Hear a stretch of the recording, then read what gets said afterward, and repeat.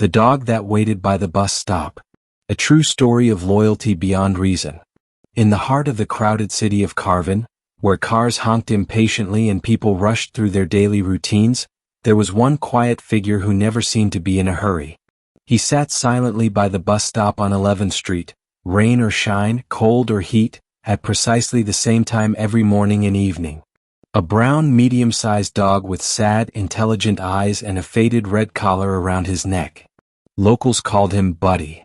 At first he was a curiosity. Some thought he was lost. Others assumed he belonged to someone nearby. But as the weeks turned into months, people began to realize he wasn't waiting randomly. He was waiting for someone.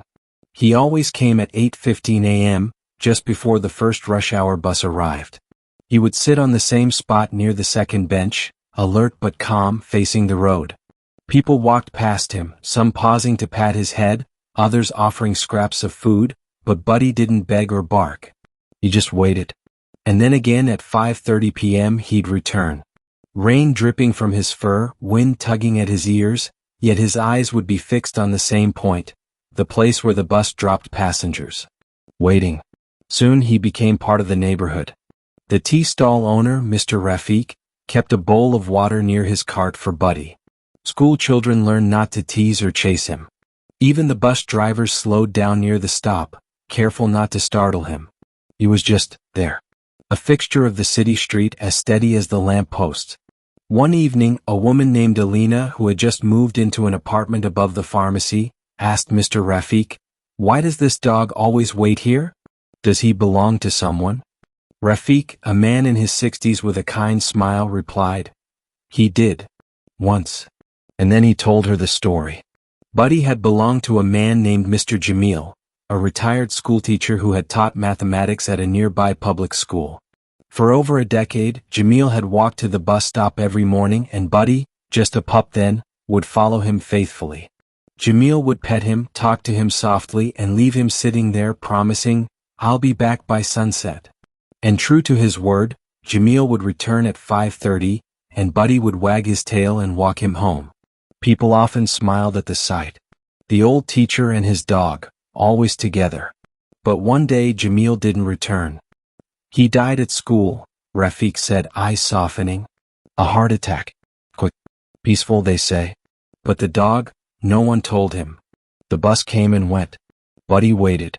The next day he came again. And the day after that. No matter how many times people tried to explain, tried to feed him, tried to pull him away or take him in, Buddy came back. Same spot. Same time. Waiting. It had been over 11 months now. 11 months of waiting. And somehow, in that silent patience, Buddy had taught the whole neighborhood something they hadn't felt in years. What true loyalty looked like. Some people took pictures. Others shared his story on social media. A few tried to adopt him, but Buddy never stayed. He always returned to his place, by the second bench, facing the road. When the rain came, he curled under the overhang.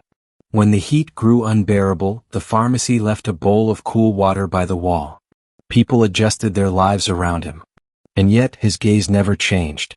Every bus that arrived at 5:30, his eyes would scan the passengers.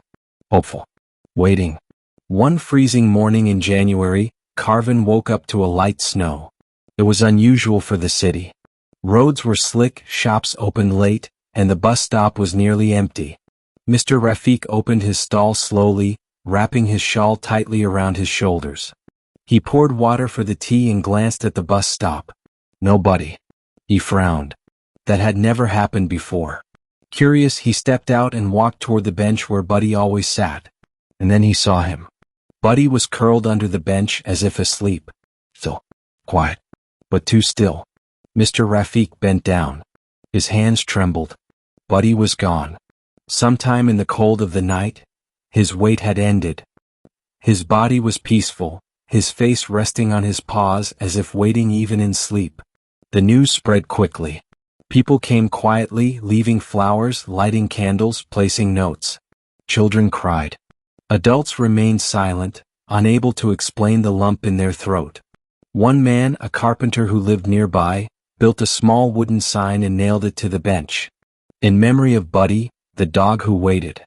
You were more loyal than most men. Over the next few weeks, people still visited the bench. Some left treats. Others just stood there remembering. And though Buddy was gone, his presence remained, a reminder of what loyalty really means.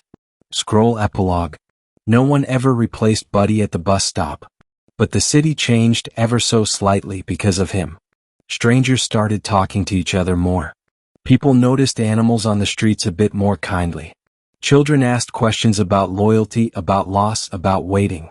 And every year, on the day Buddy passed, someone leaves a red collar with a small tag that reads, "I'll be back by sunset. Jamil."